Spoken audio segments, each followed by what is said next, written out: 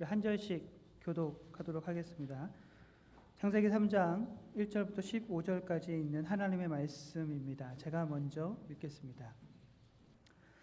그런데 뱀은 여호와 하나님이 지으신 들짐승 중에 가장 강교하니라. 뱀이 여자에게 물어 이르되 하나님이 참으로 너희에게 모든 나무의 열매를 먹지 말라 하시더냐.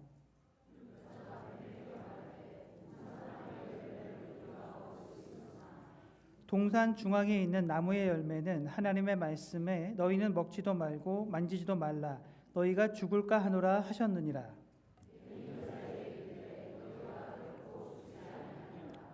너희가 그것을 먹는 날에는 너희 눈이 밝아져 하나님과 같이 되어 선악을 알 줄 하나님이 아심이니라.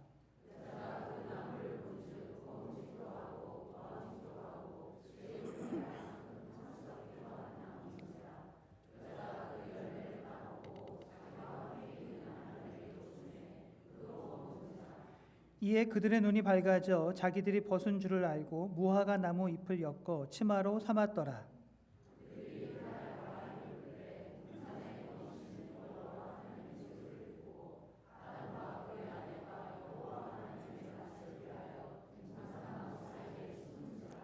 여호와 하나님이 아담을 부르시며 그에게 이르시되 내가 어디 있느냐.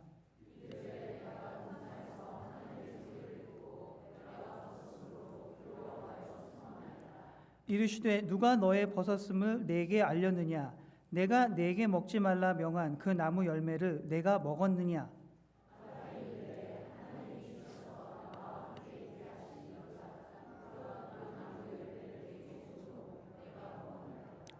여호와 하나님이 여자에게 이르시되 내가 어찌하여 이렇게 하였느냐. 여자가 이르되 뱀이 나를 꿰므로 내가 먹었나이다.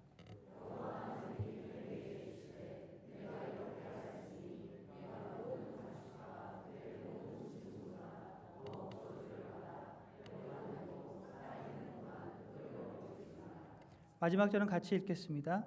내가 너로 여자와 원수가 되게 하고 내 후손도 여자의 후손과 원수가 되게 하리니 여자의 후손은 내 머리를 상하게 할 것이요 너는 그의 발꿈치를 상하게 할 것이니라 하시고 아멘.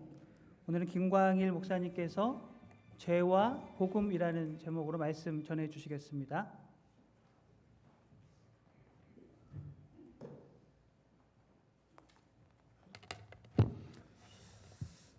네, 여러분과 함께한 시간이 어느덧 이제 마지막 주가 되었습니다. 여러분들의 기도와 관심 덕분에 3주 동안 잘 섬기고 떠날 수 있게 돼서 하나님께 감사를 드립니다. 오늘 이제 벌써 8월인데요. 네, 아마 이곳의 더위도 이제부터는 조금 나아지겠죠. 와서 상당히 뜨거운 맛을 보고 갑니다.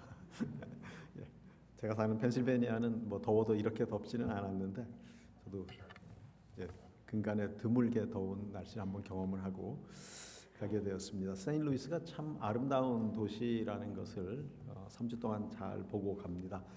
다니다 보니까 팻말에 Tree City of USA라는 팻말이 붙은 걸 제가 몇 군데서 보고 여기 별명이 Tree City인가 근데 잘 모르시는 것 같더라고요.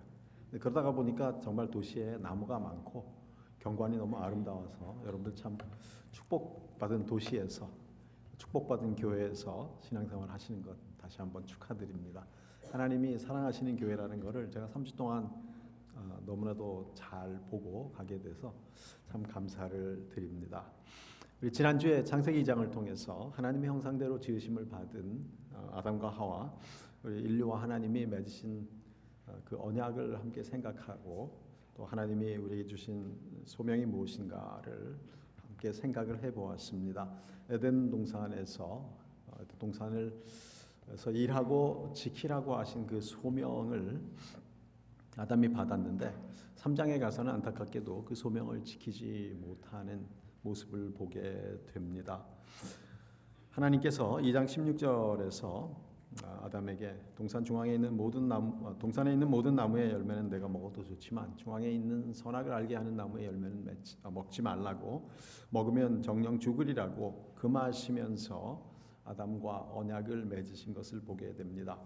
아담과의 언약은 사실상 보면 아담과 하와가 혹은 인류가 에덴 동산에 하나님과 함께 거주할 수 있는 리스 계약서라고 보시면 이해하기가 쉬우실 것입니다. 같은 맥락에서 하나님이 모세를 통해서 이스라엘에게 주신 시내산 언약도 그들이 가나안 땅에 들어가서 그곳에서 평안을 누리고 살 수 있도록 하시는 하나님이 그들에게 베푸신 시내산 거주 계약서입니다. 우리 흔히 율법이라고 그러는데요. 율법이라 그러면 참 하나님이 우리를 구속하시려고 가두어 두시려고 주신 것이 아니냐라고 생각하기 쉽지만 율법은 사실 가르침이라는 뜻이라고 설명을 드렸었고요. 또 그 율법을 언약이라는 관점에서 보면 그것은 이스라엘의 시내산 거주 계약서였음을 보게 됩니다.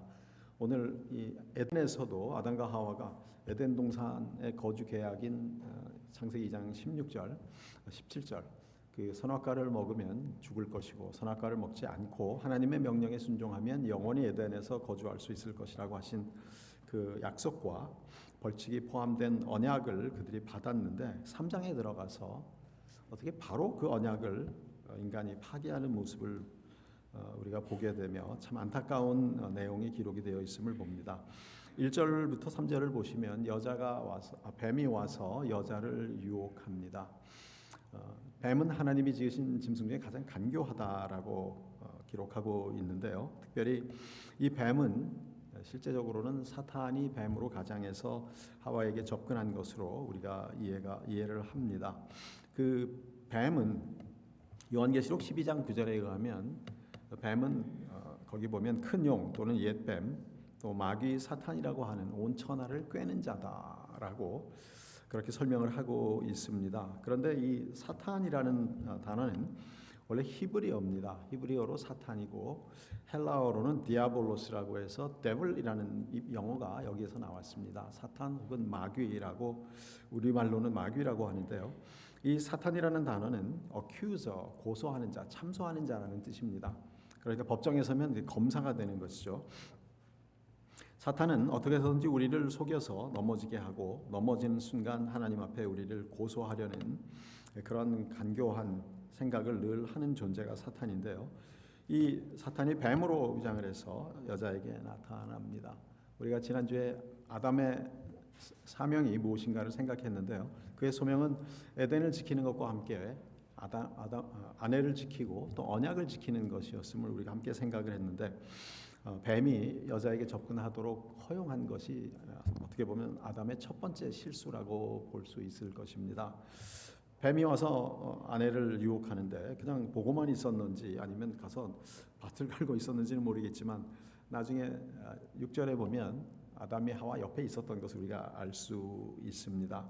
그가 와서 하나님의 말씀을 이용해서 하와를 넘어뜨리게 합니다. 때로는 사탄이 말씀을 통해서도 우리를 시험하고 실제로 사탄이 시편을 인용하면서 예수님을 시험하기도 했죠. 마태복음 4장에 보면 시편 90편을 인용해서 내가 여기서 뛰어내리면 천사들이 너를 수종들 것이다 라는 시편의 말씀을 인용하며 예수님까지도 시험했던 것을 봅니다. 그가 물어봅니다. 하나님이 참으로 너희에게 동산 모든 나무의 열매를 먹지 말라고 하셨느냐.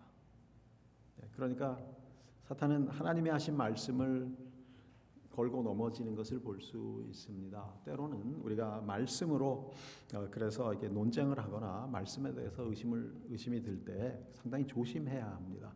어떤 사람들과 말씀에 대한 토론을 해야 하는가? 이것은 말씀을 걸고 넘어지는 사람들하고 토론을 하면 웬만큼 훈련이 되지 않은 그리스도인들은 지기가 십상입니다. 그래서 말씀에 대한 의문이나 심지어 의심이 들 때에는 말씀을 잘 설명해 줄 수 있는 교회 성도님들이나 또 목회자들에게 와서 물어보시는 것이 가장 안전하다는 것 기억해 주시기 바랍니다. 하나님이 참으로 먹지 말라 하시더냐? 그런데 거기에 보면 동산 모든 나무의 열매를 먹지 말라 하시더냐라고 질문을 할 때 하와가 처음에는 대답을 잘 합니다. 뱀에게 여자가 말하면서 동산 나무의 열매를 우리가 먹을 수 있으나 동산 중앙에 있는 나무의 열매는 먹지도 말고 만지지도 말라고 하셨다. 먹지 말라고 하셨는데 만지지도 말라까지 좀 추가를 합니다. 그 부분을 우리가 꼭 정죄를 해야 될지는 모르겠습니다만 그 다음에 결정적인 실수를 하죠. 하나님은 너희가 정령 죽으리라고 말씀하셨는데 죽을까 하노라. 죽을 수도 있고 안 죽을 수도 있다. 그렇게 말씀하셨다는 거예요.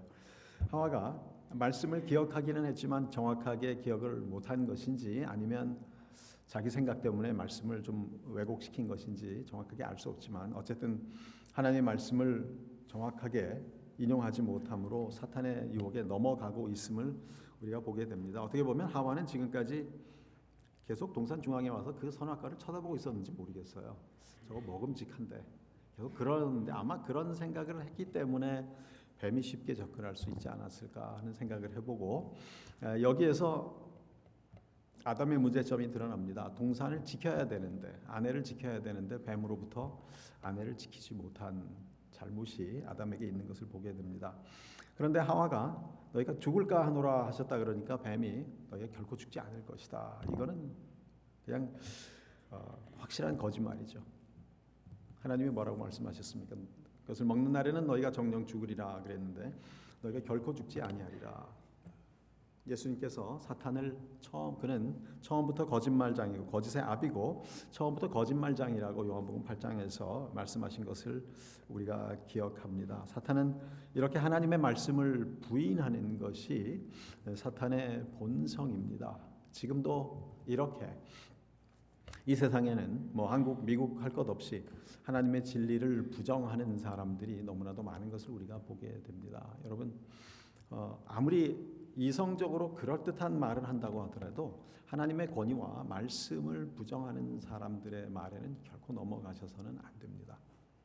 그럴듯한 말로 우리를 설득하려고 하는 사람들, 그럴듯한 말로 교회의 하나님의 진리와 교회를 대적하는 사람들이 생길 때 여러분들이 혹시 혼란이 오시면 그럴 때는 먼저 기도하시고 말씀 안에서 교회 안에서 답을 찾으셔야 됩니다. 그들과 논쟁에서 여러분들이 아주 훈련이 되신 분들이 아니면 그들과 논쟁에서 이긴다는 것은 결코 쉽지 않을 것입니다. 뱀은 단도직입적으로 부정합니다. 너희가 결코 죽지 않을 것이고 그것을 먹으면 너희 눈이 밝아져서 하나님과 같이 되어 선악을 알 줄 하나님이 아심이라. 하나님의 성품까지 부정을 하는 것이죠. 하나님이 너희가 하나님처럼 되는 걸 싫어하신다는 거죠. 하나님이 시기하신다. 자, 그런데 이 사탄의 말에서 분명한 거짓이 있음을 우리는 명확하게 봅니다. 왜냐하면 너희가 그것을 먹으면 하나님과 같이 될 것이다 라는 표현을 했는데 어떻습니까? 아담과 하와는 처음부터 하나님과 같은 형상으로 지으심을 받은 존재들이죠. 하나님과 같이 되는 것이 아니라 이미 하나님과 같습니다. 물론 100% 같은 건 아니지만 보통 그래서 우리가 이 공유하는 속성이라는 말을 하는데요. 하나님의 성품 중에는 우리가 공유할 수 없는 것들이 있죠. 하나님의 거룩하심이나 전능하심은 우리가 다시 예수님과 같이 변화되어도 우리가 공유하지 못하는 성품들입니다. 그건 비공유적 속성이라 그러는데요. 공유적 속성, 지식과 감정과 의지와 이런 것들은 다 우리가 하나님께로부터 받았죠. 이미 우리는 하나님과 같이 지으심을 받은 존재인데 사탄은 그걸 부정하면서 너희가 그걸 먹으면 너희 눈이 밝아져서 하나님과 같이 되어 선악을 알 줄 하나님이 아시기 때문에 그걸 하나님이 싫어하신다고 하나님의 성품을 부정하고 하나님의 진리를 부정하는 것을 우리가 보게 됩니다. 여자가 그 나무를 보니까 먹음직도 하고 보암직도 하고 지혜롭게 할 만큼 탐스럽기도 했다. 그래서 그 열매를 따먹고 남편에게도 줍니다. 그 나무를 보니까 먹음직도 하고 보암직도 하고 지혜롭게 할 만큼 탐스럽기도 한 나무라는 것은 우리가 사도 요한이 요한일서 2장 15절 이하에 설명한 것과 맥을 같이 합니다. 너희는 이 세상이나 세상에 있는 것들을 사랑하지 말라. 이는 세상에 있는 것들이 다 하나님께로 온 것이 아니요 세상으로부터 온 것이고 그것이 이생의 자랑과 육신의 정욕과 안목의 정욕과 이생의 자랑이니 다 아버지께로부터 온 것이 아니라는 말씀에서 육신의 정욕이 여기서 먹음직도 하고 연관이 되고요. 안목의 정욕이 보암직도 하고와 연결이 됩니다. 그리고 지혜롭게 할 만큼 탐스럽다는 것은 이생의 자랑과 연결이 되는 것임을 우리가 보게 됩니다. 이 세 가지 육신의 정욕, 안목의 정욕, 이생의 자랑이 항상 우리를 넘어뜨리게 하는 큰 문제가 되는 것을 보게 되고요. 여러분 세상의 광고들을 보시면은요. 이 세 가지를 아주 잘 이용하는 게 세상의 광고입니다. 음식 같은 것들은 항상 먹음직스럽게 만들어 놓고 또 뭐 자동차나 뭐 집이나 옷 같은 건 보암직하게 하고 또 그 중에 특별히 명품이나 이런 것들을 통해서 우리가 세상에서 성공하려면 저 정도는 있어야지 하는 그런 욕심들이 일어나게 하는 것이 광고의 전략이에요. 여러분, 그래서 광고하는 사람들이 다 나쁘다는 얘기는 절대로 아닙니다만은 그들이 알고 하든 모르고 하든 그들은 이 세 가지를 잘 이용하는 사람들입니다. 그러니까 우리가 이걸 좋은 관점에서 활용을 할 필요는 있겠지만 좀 잘못된 관점에서 활용을 하면 사탄과 비슷한 역할을 하고 있다는 걸 우리가 알면서 조심해야 될 것 같습니다. 여자는 그것을 보고 먹음직도 하고 보암직도 하고 지혜롭게 할 만큼 탐스러워서 그걸 따먹었다. 그리고 남편에게 주었는데 아담이 그냥 그걸 말려야 되는데 말리지 않고 같이 먹습니다. 그래서 저는 가끔 이 장면을 생각할 때마다 아담이 참 더 나쁘다라는 생각을 합니다. 왜냐하면 에덴을 뱀으로부터 지켰어야 되죠. 그리고 아내를 또한 유혹으로부터 지켰어야 되고, 그리고 하나님의 언약을 지켰어야 되는데 아담은 다 실패하는데요. 그 과정이 아주 조금 죄송한 말, 아담 할아버지에겐 죄송하지만 괘씸합니다. 왜냐하면 아내가 먹을 때 말렸어야 되는데 안 말리고 가만히 봅니다. 그리고 나서 먹으면 죽는다고 하나님 말씀하셨는데 안 죽거든요. 안 죽네. 나도 하나 먹어볼까. 그리고 그냥 주는 대로 받아 먹습니다. 그래서 저는 아담의 죄가 더 큰 것이 아닌가라고 생각을 하게 되는데요. 참 남자들이 그런 면에서는 좀 악할 때가 가끔 있습니다. 하는 아담이 좋지 않은 대표적인 모습을 보여준 것 같아요. 자, 그런데 선악과를 먹은 후에 어떻게 됐습니까? 선과 악을 알고 하나님 같이 된 것인가요? 다른 일이 생겼습니까? 7절에 보시면 그들에게는 지혜가 더 생긴 것도 아니고 그들의 상태가 더 좋아진 것도 아니고 오히려 수치심이 찾아온 것을 보게 됩니다. 그들의 눈이 밝아져 자기들이 벗은 줄을 알고 무화과 나무 잎을 엮어 치마로 삼았다. 원래 벗은 줄 알았죠. 2장 25절에 보시면 이런 말씀이 나옵니다. 아담과 그의 아내 두 사람이 벌거 벗었으나 부끄러워하지 아니하더라. 이미 그들은 자신들이 벌거벗은 것을 알고 있었고 그런 상황 속에도 죄가 없었기 때문에 죄가 없는 순수한 상태에서는 부끄러워하지 않습니다. 마치 어린 아이들이 빨가벗고 다녀도 별로 부끄러워하지 않는 것 같다가 좀 커지면서 이제 그게 부끄러운 걸 알게 되는 것처럼 이 아담과 하와의 원래 상태는 그런 모든 모습에서 부끄러움이 없는 순수한 상태였는데 이제 죄로 인해서 오히려 자신들이 벌거벗은 것을 부끄러워하게 되는 수치심이 찾아옵니다. 그리고 두 번째로 어떤 문제가 생깁니까? 두려움과 함께 하나님으로부터 숨게 됩니다. 하나님이 선을 할 때 동산에서 거니시는데 그 소리를 듣고 아담과 하와가 숨습니다.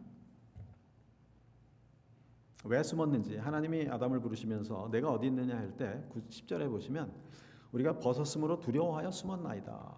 수치심과 함께 두려움이 왔습니다. 그리고 숨었는데요. 여러분들이 이런 생각을 하실 겁니다. 선악과를 먹으면 죽는다고 했는데 왜 안 죽었지 않았느냐라는 생각을 하실 수가 있는데요. 저도 처음에는 이게 굉장히 궁금했습니다. 안 죽었네. 왜 안 죽었지? 죽는다고 하셨는데. 그러나 죽음에 세 가지가 있다는 것을 알면서 이 본문이 이해가 됐습니다. 우리가 흔히 생각하는 죽음은 육신의 죽음이죠. 육신의 죽음은 영과 육이 분리되는 것입니다. 죽음은 분리라고 우리가 정리할 수 있는데요. 영과 육이 분리될 때 육신의 죽음이 찾아옵니다. 그런데 아담과 하와에게 찾아온 것은 영과 육의 분리가 먼저 오지 않고 하나님과 인간의 분리가 먼저 왔습니다. 이것을 하나님과 죄인이 분리되는 것을 우리가 영적인 죽음이라고 설명합니다. 그 영적인 죽음에서 건져지는 게 영원한 생명이 되는 것이죠. 그런데 영적으로 죽어 있는 상태에서 죄인들이 예수를 믿지 않고 사망하게 되면 세 번째로 어떤 죽음이 찾아옵니까? 영원한 죽음이 그들을 기다리고 있습니다. 죽음에는 세 가지 종류, 육신적인 죽음, 영적인 죽음, 영원한 죽음의 세 가지가 있습니다. 아담에게 제일 처음 찾아온 것은 하나님과의 분리인 영적인 죽음이었던 것입니다. 두려워하여 숨었나이다. 이렇게 하나님이 말씀하신 대로 죄는 인간에게 영적인 죽음을 가져오게 된 것을 우리가 분명히 알아야 합니다. 가끔 우리 젊은 청년들이 그런 질문을 해요. 아담과 하와가 죄를 지었는데 왜 우리가 죄인입니까? 죄를 우리가 다시 한번 정의하면 그 이유를 알 수 있습니다. 아담과 하와는 스스로 자범죄를 지었습니다. 행동으로 죄를 지었죠. 그런데 아담과 하와의 후손들은 그 후에 모두 죄 가운데, 즉 하나님과 분리되어 있는 가운데 태어나게 됩니다. 그래서 우리는 출생하면 처음부터 하나님과 분리된 존재로 태어나는 것이죠. 그것을 죄인이라고 하는 것입니다. 원죄라는 것은 우리가 행동으로 어떤 죄를 지은 것이 아니라 죄인의 상태로 태어난 것을 말합니다. 그래서 우리는 어린아이로 태어날 때부터 처음부터 구원이 필요한 죄인들이고 하나님과 분리된 존재로 태어나는 인간이기 때문에 우리를 죄인이라고 하는 것이죠. 그래서 아담과 하와는 행동으로 죄를 지어서 죄인이지만 우리는 태어남으로, 죄 가운데 태어남으로써 죄인이 되는 것입니다. 이렇게 영적인 죄로 인해서 하나님과 분리되는 영적인 죽음이 찾아오게 된 것을 우리가 보게 됩니다. 그런데 이 죄를 해결하시는 하나님 방법이 참 은혜롭습니다. 하나님께서 넘어가기 전에 선악과를 주신 이유를 한 번 더 설명을 드리겠습니다. 원래부터 인간은 에덴 동산에서 영원히 살면서 하나님과 교제하도록 그렇게 창조된 존재라는 말씀을 지난 2주간 드렸습니다. 그리고 그 에덴에서 영원히 거주할 수 있도록 하시기 위해서 이 언약을 아담 언약, 즉 창세기 2장 16, 17절을 주셨다고 설명을 드렸는데요. 그런데 선악과를 금하신 것은 우리가 하나님이 인간이 아담과 하와가 선악과를 따먹을 줄 알면서 왜 그걸 만드셨습니까? 이거 하나님이 함정을 만들어 놓은 거 아닙니까? 이런 생각을 우리가 할 수 있게 되는데요. 중요한 것은 이 선악과는 동산에 수많은 열매가 있고 그것을 마음대로 먹을 수 있는 자유를 주셨다는 맥락에서 우리가 이해를 해야 합니다. 완전한 자유를 주셨습니다. 아담과 하와에게는 모든 열매를 먹을 수 있는 자유를 주셨고 또 실제로 선악과도 먹거나 먹지 않을 수 있는 자유를 주신 겁니다. 완전한 자유가 그들에게 있었습니다. 그런데 그렇기 때문에 선악과를 금하신 것은 모든 열매를 허락하셨다는 축복의 범위 안에서 우리가 이해를 해야 되고 더 나아가서 그것이 하나님과 인간이 영원히 교제할 수 있는 언약 관계를 유지할 수 있는 유일한 조건이었음을 우리가 기억을 해야 합니다. 언약에는 조건이 있고 조건을 지키면 하나님의 약속이 있고 조건을 어기면 하나님의 벌칙이 있는 것이죠. 그래서 그걸 지키면 영원히 에덴 동산에서 거주할 수 있었는데 어김으로써 벌칙대로 영적인 죽음이 찾아왔고 에덴에서 추방당하는 벌까지 받게 된 것입니다. 완전한 자유를 주셨는데 그것을 인간이 잘못 사용했고 창조주 하나님과 피조물인 인간과의 그 한계, 구분을 명확하게 설정해 주셨는데 그것을 인간이 어기고 침범했기 때문입니다.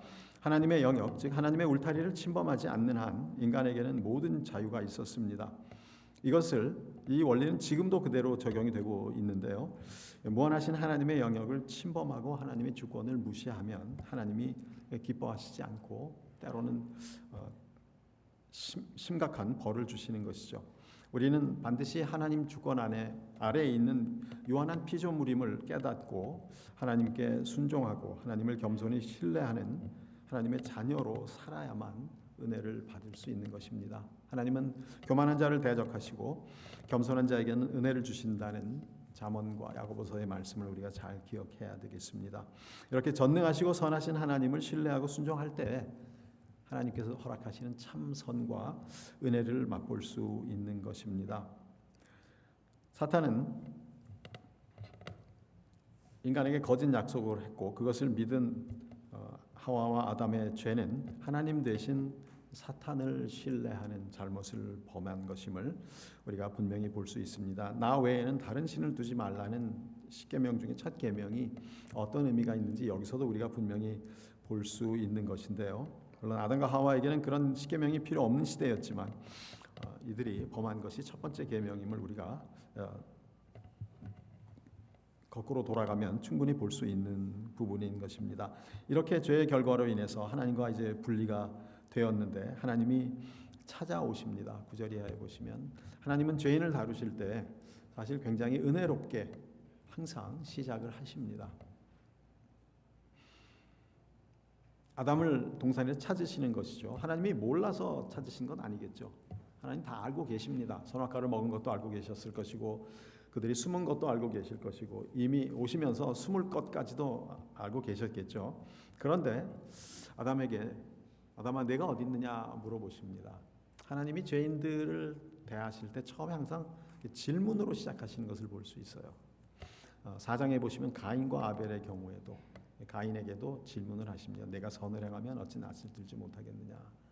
하나님이 그렇게 질문으로 시작하시는 이유, 아담아 내가 어디 있느냐는 아담에게 나무 뒤에 숨었습니다라는 답을 원하신 게 아니죠.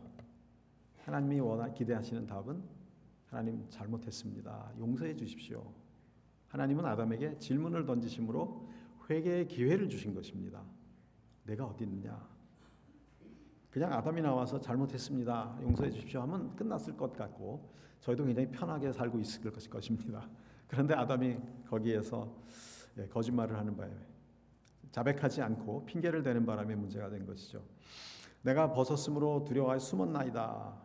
그때 하나님께서는 다른 질문을 던지십니다. 너의 벗었음을 누가 알렸느냐? 내가 먹지 말라고 명한 그 나무 열매를 내가 먹었느냐? 이때에도 다시 기회를 주시는 것이죠. 잘못했습니다 하면 되는데 그냥 그렇게 말 안 하고 하나님이 주셔서 나와 함께 있게 하신 여자 그가 그 나무 열매를 내게 주므로 내가 먹었나이다. 아내가 줬기 때문에 먹었다는 핑계를 댔는데요. 거기서 끝나지 않고 그 아내를 준 사람이 당신이니까 하나님이 내게 주신 그 여자가 이렇게 나오니까 그는 결국 하나님까지 비난한 꼴이 되고 말았습니다. 하나님이 여자를 안 주셨으면 내가 죄를 안 지었을 텐데요. 하나님이 원하신 답은 그게 아니죠. 제가 먹었습니다. 잘못했습니다. 용서해 주십시오. 하나님이 2번이나 기회를 주셨는데 아담은 2번 다 기회를 놓치고 맙니다. 때로는 하나님이 우리에게 우리가 실족하거나 심지어는 낙심할 때도 오셔서 이런 질문을 던지십니다. 내가 어디 있느냐? 왜 그러고 있느냐? 왜 숨었느냐? 이런 질문을 던지실 때 우리는 상황 설명을 해드릴 필요가 전혀 없죠. 하나님 더 잘 아시니까. 누가 그 대답을 잘했습니까? 베드로가 그랬죠. 내가 나를 사랑하느냐 할 때 주여 내가 주를 사랑하시는 줄 주께서 아시나이다. 그게 정답입니다. 근데 그냥 딴 얘기를 해버리면 하나님께서 용서해 주실 기회를 놓치시는 거죠. 하나님이 다 전능하신 분인데 가끔 못하시는 게 있어요. 거짓말 못하시고 이렇게 회개하지 않는 사람을 용서하지를 못하십니다. 네. 하나님 전능하신데 가끔 이렇게 안 하시거나 못 하시는 게 있다는 걸 우리가 잘 기억해야 합니다. 그래서 하나님이 아담에게 더 이상 안 물어보십니다. 당신이 내게 준 여자가 줬기 때문에 먹었다 그러니까 하와에게 물어보시는 거죠. 여자에게 내가 어찌야 이렇게 하였느냐, 왜 그랬느냐라고 물어보십니다. 그때 하와가 또 여기서 한번 이거 사실 3번째 기회입니다. 잘못했습니다. 그러면 끝났을 텐데 뱀이요. 당신이 만든 뱀이라는 얘기죠. 뱀이 나를 꿰어서 내가 넘어갔습니다. 나는 안 넘어가려고 그랬는데 안 먹으려고 그랬는데 이게 거짓말이죠. 계속 보면서 먹음직도 하다. 계속 그런 생각하면서 지금까지 살아왔던 것을 우리가 볼 수 있는데요. 이렇게 하와도 결국은 변명을 하고 맙니다. 어떻게 보면 변명하고 핑계하는 게 인간의 본성 같습니다. 우리가 지금 세상에 모든 일어나는 일을 봐도 그렇고 어떤 문제들이 생기면 잘못을 시인하지 않고 또 용서를 구하기보다는 사과하기보다는 핑계를 대고 다른 사람을 비난하는 것이 인간의 본성이 아닌가라는 생각이 듭니다. 지금 세상에서 일어나는 사건들 보시면 여러분들 그걸 아마 너무나도 참 지긋지긋하게 보고 느끼실 것 같습니다. 아담과 하와 모두 이렇게 핑계를 대고 변명을 하고 맙니다. 뱀이 나를 꿰물어 내가 먹었나이다. 그런데 이번에 하나님께서 뱀에게는 질문하지 않으십니다. 하나님이 자기 형상대로 지으신 인간과 다른 피조물들을 분명하게 구별하시고 어떻게 보면 차별하시는 모습을 봅니다. 뱀에게는 뱀에게 회개할 기회를 줄 수가 없죠. 또 더구나 사탄이 그렇게 뱀으로 위장을 하고 왔는데 뱀에게는 바로 벌을 내리십니다. 내가 이렇게 하였으니 내가 모든 짐승보다 더욱 저주를 받아 배로 다니고 살아있는 동안 흙을 먹을지니라. 엄한 벌을 내리십니다.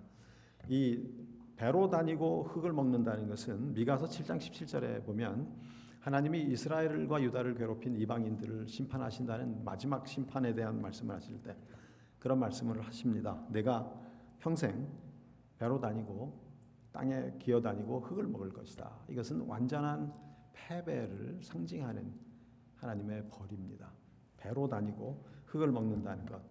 결국 하나님은 14절에서 이미 사탄의 패배를 선포하신 겁니다. 물론 그전에는 흙을 안 먹었는지 모르겠습니다. 이전에 뱀이 뭘 먹었을까 좀 궁금하기도 한데요. 별로 그건 중요하지 않을 것 같고요. 하나님이 뱀의 완전한 패배를, 그가 당할 저주가 무엇인지를 분명하게 선포하시고, 그리고 15절에 가서 가장 중요한 말씀을 하십니다. 내가 너로 여자와 원수가 되게 하고 내 후손도 여자의 후손과 원수가 되게 하리니 여자의 후손은 내 머리를 상하게 할 것이요 너는 그의 발꿈치를 상하게 할 것이니라. 여러분, 얼핏 보면 그냥 뱀과 여자가, 또는 뱀의 후손 여자의 후손 그랬으니까 뱀의 후손과 사람들이 서로 대적하게 될 것이다 라는 의미로 볼 수 있지만, 좀 더 우리가 깊이 생각하면 여자의 후손이 내 머리를 상하게 하고 너는 그의 발꿈치를 상하게 할 것이라는 이 말씀이 굉장히 깊은 의미가 있는 것을 여러분 아실 수 있을 것입니다. 뱀이 사탄을 상징한다면, 그런데 여자의 후손과 뱀의 후손이 원수가 되는데, 이 마지막 말씀은 여자의 후손과 뱀이 나옵니다. 뱀의 후손이 아니고요. 여자의 후손이 뱀의 머리를 상하게 할 것이고 뱀은 그의 발꿈치, 여자의 후손의 발꿈치를 상하게 할 것이다. 무슨 말씀인지 짐작이 되시죠? 이것은 이미 하나님께서 범죄한 인간들을 어떻게 용서하시고 구원하실 것인가를 선포하시는 놀라운 복음입니다. 그래서 3장 15절을 우리가 원시 복음이라고 합니다. 프로토 이벤젤이라 그러는데요. 좀 쉬운 영어로 바꾸면 the first gospel이라는 뜻입니다. 왜냐하면 어떻게 보면 굉장히 좀 막연하게 안개 속에 있는 말씀 같지만 여자의 후손이 누구를 상징할까요? 네, 마리아에게서 난 예수 그리스도를 상징하는 표현임을 알 수 있습니다. 여기서 뱀은 사탄을 상징한다고 이 말씀을 드렸습니다. 십자가에서 사탄은 그리스도의 발꿈치를 상하게 하는, 물론 주님이 죽으셨다 부활하셨지만 그 정도가, 그 상해의 정도가 발꿈치를 상하게 하는 정도라는 것입니다. 치료가 될 수 있고 이것은 절대적인 치명적인 상처를 입히지 못한다는 것이죠. 그러나 여인의 후손은 내 머리를 상하게 할 것이다. 그래서 완전히 회복할 수 없는 데미지를 주는 그런 패배를 상징하는 표현인 것임을 우리가 볼 수 있습니다. 여자의 후손, 여자에게서 나실 하나님의 아들 독생자 예수 그리스도가 십자가에서 죽으시고 부활하심으로 사탄의 권세를 파괴하시고 사탄을 완전한 패배자로 만드실 것을 선포하신 말씀이기 때문에 이것을 우리가 최초의 복음, 원시 복음이라고 해석하는 이유가 바로 여기에 있는 것입니다. 하나님은 아담과 하와에게는 벌을 내리시지만 사탄에게는 영원한 저주를 이미 선포하셔서 요한계시록 가면 계시록 12장 9절에 보면 큰 용이 내쫓길 것이라고 분명하게 말씀하시고, 예수 그리스도가 오신 이유는 마귀와 마귀의 일을 멸하려 하심이라고 히브리서 2장과 요한일서 3장 8절에서 분명하게 말씀하고 있는 것을 우리가 보게 됩니다. 사탄이 저주를 받은 존재이지만 물론 아직까지는 공중의 권세를 잡고 있고, 예수님 다시 오셔서 마지막에 사탄과 그의 부하들을 멸하실 때까지는 사탄이 여전히 권세를 잡고 있지만 마지막 전쟁에서 그가 완전히 패해서 영원한 불못으로 던져질 것임을 요한계시록이 분명히 선포하고 있는 것을 우리가 볼 수 있는 것입니다. 그리고 16절 이하에 보시면 하나님께서 여자에게는 해산하는 고통을 크게 더하시고 남자에게는 노동의 고통을 크게 더하시는 것을 16절 17절에서 우리가 볼 수 있습니다. 하나님이 인간에게 주신 소명이 남자에게는 일하는 것이었고 여자에게는 출산하는 것입니다. 가장 귀한 축복 두 가지였는데, 가장 귀한 소명 두 가지였는데 죄로 인해서 하나님께서 그 두 가지의 고통을 더하신 것을 우리가 볼 수 있습니다. 반대로 우리가 천국에 가면 이 고통이 다 없어질 것이라고 우리가 분명히 믿을 수 있는 것입니다. 물론 천국에 가서도 우리가 계속 노동을 할 것인가 궁금하신 분들이 있는데요. 우리가 놀고 먹진 않을 것입니다. 뭔가 할 거예요. 에덴 동산처럼 아마 채소도 갖고 와야 될지 모르고 농사를 지어야 될지도 모릅니다. 이 테크놀로지나 이런 데서 일을 하신 분들은 무슨 잡을 하게 될지 잘 모르겠는데 천국에 무슨 태블릿이 있을지는 잘 모르겠습니다. 근데 어쨌든 우리가 다시 완전한 몸으로 변화된 후에는 아무리 우리가 수고를 해도 땀이 흐르지 않을 것이고 피곤하지 않을 것이고 그것 때문에 병이 들거나 하지 않을 것임을 분명히 알 수 있고, 또 여인들도 그때 가서 결혼하고 출산하는 것이 어떻게 될까 하는 것에 대한 논쟁이 많이 있는데요. 만일 계속해서 출산을 하는 일이 있다면 통증이 없이 출산하게 되지 않을까 하는 생각을 해봅니다. 우리에게 죄로 인해서 고통이 들어왔습니다. 지금 우리가 열심히 일하면서도 힘든 이유는 어떻게 보면 아담 할아버지 때문이기는 한데요. 그러나 우리가 아담만 비난할 수는 없겠죠. 우리들도 역시 하나님 앞에서는 동일한 죄인임을 우리가 깨달을 수밖에 없는 것입니다. 이제 비로소 19절에 가서 내가 흙에서 왔은즉 흙으로 돌아가리라라고 육신의 죽음이 따를 것을 분명하게 선포를 하십니다. 그런데 그때 아담이 아내를 처음으로 하와라고 이름을 짓습니다. 지금까지는 이름이 없었어요. 사실은 1장, 2장, 3장 중반까지는. 그런데 아담이 보니까 우리가 당장 하나님 앞에서 벌을 받아 죽을 줄 알았는데 안 죽는구나 하는 걸 깨닫습니다.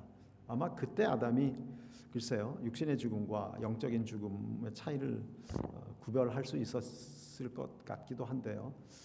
이제 우리가 죽지 않게 되었다라는 것을 깨닫고 해산의 고통을 더한다고 말씀하니까 후손을 주신다는 얘기구나. 물론 그 전에 여인의 후손이 뱀의 머리를 상하게 할 것이라고 말씀을 하셨기 때문에 죽지 않는다는 걸 이제 아담이 깨닫기 시작했을 것입니다. 그래서 20절에 가면 아내의 이름을 하와라고, the living 산자라고, 그래서 산자의 어미가 되었다라고 하와로 이름하는 것을 우리가 볼 수 있습니다.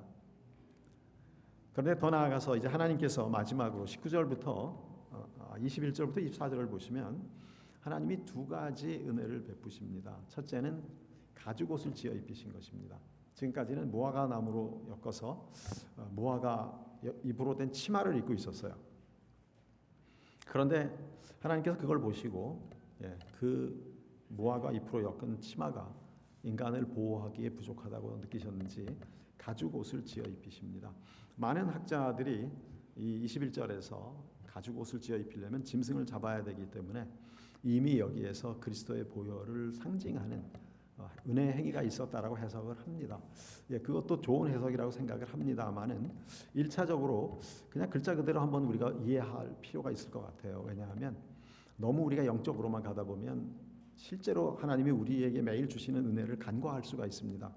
하나님은 저는 그런 어떤 보혈의 은혜도 암시가 되어 있다고 생각을 하기는 하지만 제가 1차적으로 21절을 보면서 하나님이 일상생활에 필요한 모든 것을 우리에게 허락하시고 지켜주시는 분이구나 하는 걸 다시 느낍니다. 가죽옷 정도는 입어야 그 험한 세상에 살아나가면서, 여러분 아담 그러니까 굉장히 현대인같이 멋있는 존재로 지금 그림을 그리시나요? 아닙니다. 이건 공룡 600만 년에 나오는 원시인 같은 모습이에요. 그러니까 그런 돌과 사막지대를 다니는 아담과 하와가 보호를 받으려면 가죽옷 정도는 입어야 상처를 덜 얻게 될 것입니다.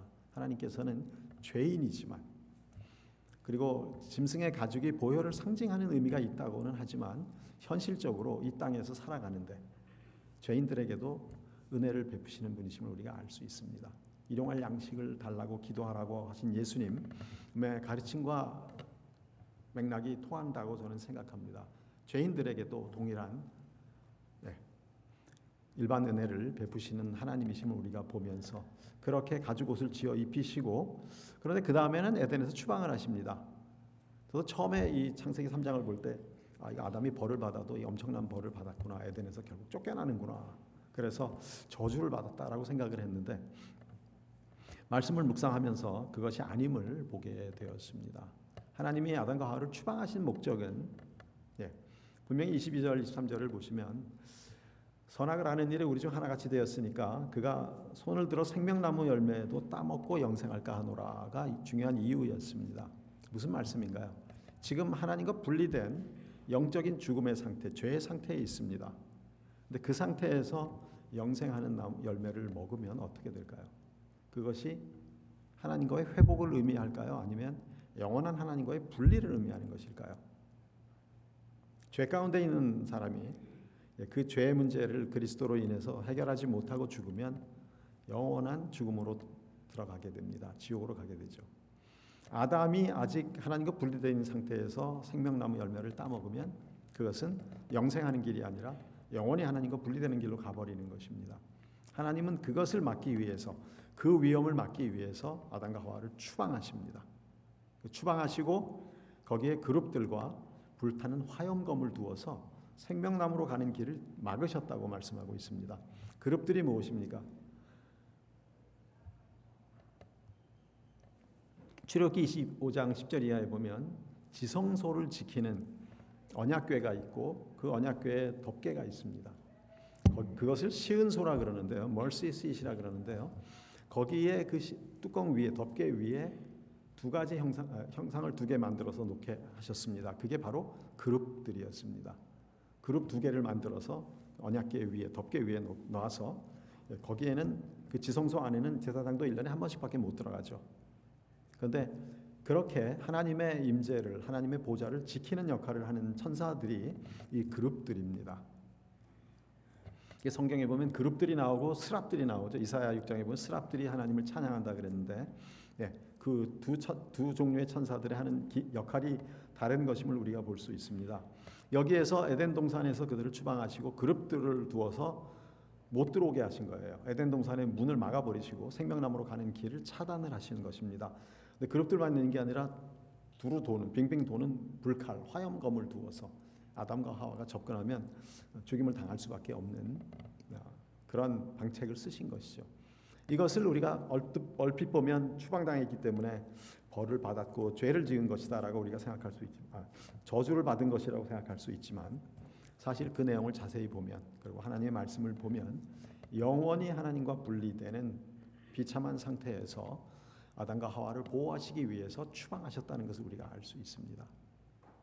여러분, 때로는 하나님께서 우리에게 벌을 주시는 것이 더 우리에게 은혜가 되는 길이라는 것을 우리가 기억해야 합니다. 가끔 그런 일이 없어야 돼요. 교회에서도 이 출교라는 가장 끔찍한 벌칙이 있는데요. 그건 그런 일이 나지 않아야 되겠지만, 그렇게 하는 것에 대해서 사도 바울은 고린도전서 5장에서 이는 그가 사탄에게로 넘어가지 않게 하려 함이라고 분명히 말씀하고 있는 것을 보게 됩니다. 하나님의 벌은 대부분의 경우 우리에게는 은혜의 통로가 되는 것을 우리가 기억해야 합니다. 그래서 다윗도 시편 150편에서 그런 고백을 하죠. 내가 고난을 당한 것이 내게 유익이라, 이로 인하여 내가 주의 율례를 배우게 되었나이다 라고 고백하는 것을 우리가 볼 수 있는 것입니다. 이렇게 추방당한 아담과 하와가 이제 에덴 동산에서 땅을 갈고 살아가기 시작을 합니다. 그동안 하나님 뭘 하실까요? 일단 추방시켜 놓고 영원한 죽음으로 가는 길을 차단하신 다음부터 이제 그들을 회복하실, 다시 돌아오게 하실 역사를 시작하시는 것이죠. 하나님의 구원 역사가 시작이 되는 것입니다. 여러분, 생명나무로 가는 길을 지키게 하셨다, 막아두셨다고 하는 이 표현들을 우리가 잘 기억하면 이 생명길이라는 단어들이 어디서 나오는지 금방 기억이 나시는 분들이 계시죠. 생명과 길, 하나 더 할까요? 진리. 예수님이 요한복음 14장 6절에서 하신 말씀이죠. 내가 곧 길이요 진리요 생명이니 나로 말미암지 않고는 아무도 아버지께로 올 자가 없는 겁니다. 생명나무로 돌아갈 수가 없어요. 생명나무로 가는 길을 막아놓으셨기 때문에 그 생명나무로 다시 돌아오려면 길이요 진리요 생명이신, 즉 생명으로 가는 참된 길 또는 참된 생명으로 가는 길이신 예수님을 통해서만 돌아올 수 있다는 뜻이 됩니다. 이것은 요한복음 14장 6절의 예수님의 말씀은 바로 창세기 3장 24절과 직결되는 말씀이고, 더 재미있는 말씀이 하나 더 있습니다. 요한계시록. 처음에 창세기와 요한계시록은 대칭이 된다고 말씀을 드렸습니다.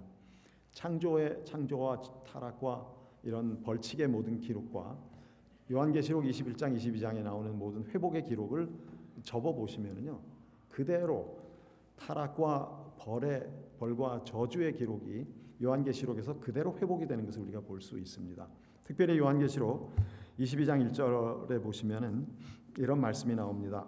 사도 요한이 본 환상에 새 예루살렘에 하나님의 보좌에서 이런 일이 일어납니다. 그가 수정같이 맑은 생명수의 강을 내게 보이니 하나님과 및 어린 양의 보좌로부터 나와서, 생명수의 강이 하나님과 어린 양의 보좌로부터 흘러나옵니다.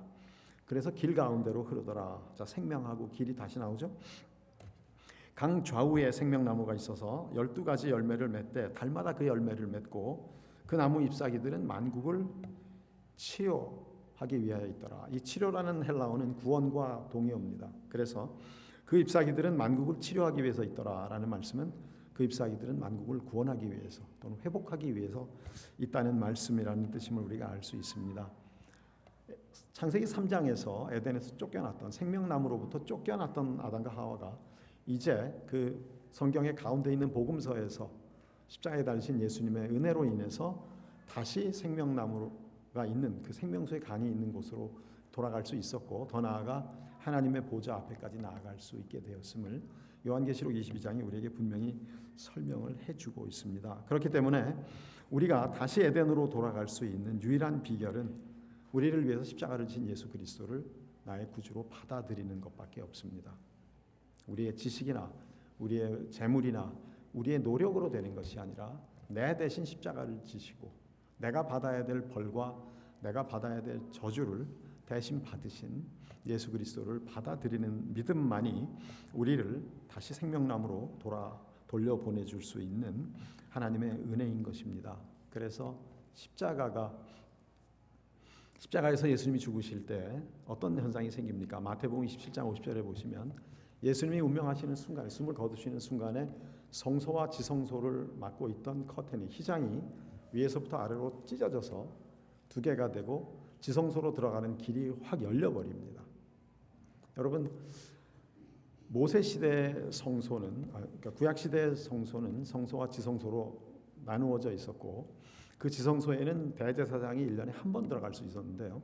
그것도 마음대로 들어가는 것이 아니라 백성의 죄를 위한 속죄제를 드리고 또 자신의 죄를 위하여 속죄제를 드려야만 지성소에 들어갈 수 있었는데 만일 대제사장이 죄가 조금이라도 속죄되지 않은 부분이 있다면 그는 지성소에 들어갔다가 살아나오지 못합니다. 그 정도로 지성소에 들어간다는 것은 엄중한 일이었습니다.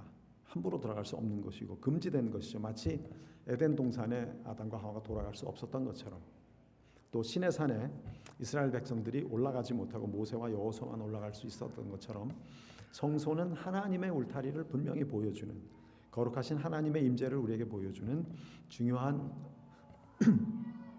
하나님의 경계였습니다. 그런데 예수님이 숨을 거두시는 순간에 휘장이 찢어져서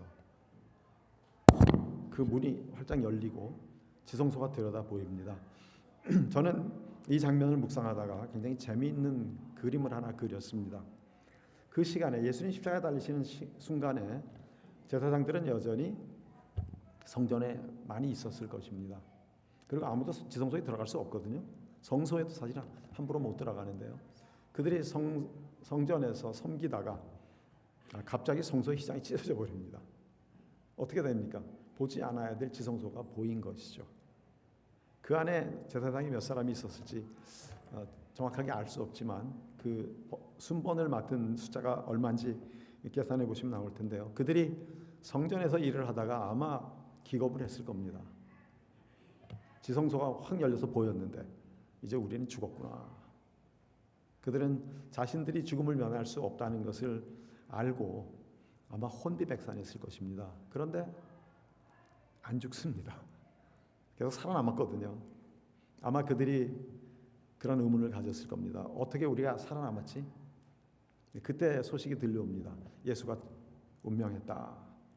그런데 휘장이 찢어진 시간이 물어보니까 동일한 시간이었습니다. 많은 제사장들이 성전에서 회막의 의미를 알고 있었을 것입니다. 저게 찢어진다는 얘기는 성소와 지성소의 구별이 없어진다는 얘기인데 그렇다면 더 이상 대제사장만이 들어가는 곳이 아니라 모든 죄인들도 하나님 앞에 갈 수 있게 된 것이 아니냐. 아마 말씀을 잘 알고 있던 제사장들은 그것을 깨달았을 것입니다. 그래서 그런 생각을 해봅니다. 다는 아니었을지 몰라도 몇 사람 제사장은 그 순간에 예수 그리스도를 메시아로 받아들이지 않았을까. 천국에 가면 저는 찾아보고 싶은 사람이 여럿이 있는데요. 그 중에 한 사람이 십자가 옆에 달렸던 죄수고 또 다른 종류의 사람들이 물론 여러 명 있어요. 삭개오도 있고 많이 있는데 그 현장에 있었던 성소에 있었던 제사장들 중에서 예수 믿고 천국에 온 분들이 있지 않을까 하는 기대를 가져봅니다. 한번 만나보고 싶은데 아마 우리가 찾아다니기 전에 아마 쭉 이렇게 명찰을 달고 다닐 것 같아요. 내가 제사장 1번이다 뭐 이런 식으로요. 예수님이 숨을 거두시는 순간에 성소와 지성소를 가로막고 있던 휘장이 찢어진 것은 히브리서 저자가 이렇게 설명합니다. 형제들아, 우리가 예수의 피를 힘입어 성소에 들어갈 담력을 얻었나니 그 길은 우리를 위하여 휘장 가운데로 열어놓으신 새로운 살 길이요 휘장은 곧 그의 육체니라. 성소와 지성소를 막고 있던 휘장은 예수님의 육체를 상징하는 것이었고 그것은 예수가 죽어야만 열릴 수 있는 휘장이었음을 히브리서의 저자가 우리에게 설명을 해주고 있는 것입니다. 그렇기 때문에 우리가 지성소로 들어가는 것 혹은 에덴으로 돌아갈 수 있는 유일한 길은 우리를 대신해서 십자가에서 죽으신 예수님을 나의 구주로 받아들이는 것밖에는 없습니다. 여러분 다 이 예수님을 나의 구주로 믿으시죠? 네, 아직도 망설이시는 분이 혹시 계시다면 오늘 그 예수님을 나의 구주로 영접하시기를 부탁드립니다. 또 그 문제에 대해서 더 대화를 나누고 싶은 분들이 계시면 저는 이제 내일 가니까 우리 송 목사님이나 오실 박 목사님이나 아니면 장로님들, 권사님들, 집사님들께 다시 문의하셔서 예수님에 대한 내용을 좀 더 설명을 들어주시기를 부탁을 드립니다. 이렇게 은혜를 받은 우리에게는 어떤 사명이 남아 있겠습니까? 예, 은혜를 받은 자에게는 반드시 미션이 있습니다. 사명이 있고 그 사명을 위한 부르심이 있는 것입니다. 우리는 주님이 다시 오실 때까지 그로 인해 감사하고 예수 그리스도를 전파해야 하는 사명을 받은 자들입니다. 너희는 가서 모든 민족을 제자로 삼아 아버지와 아들과 성령의 이름으로 세례를 베풀고 내가 너희에게 분부한 모든 것을 다 가르쳐 지키게 하라.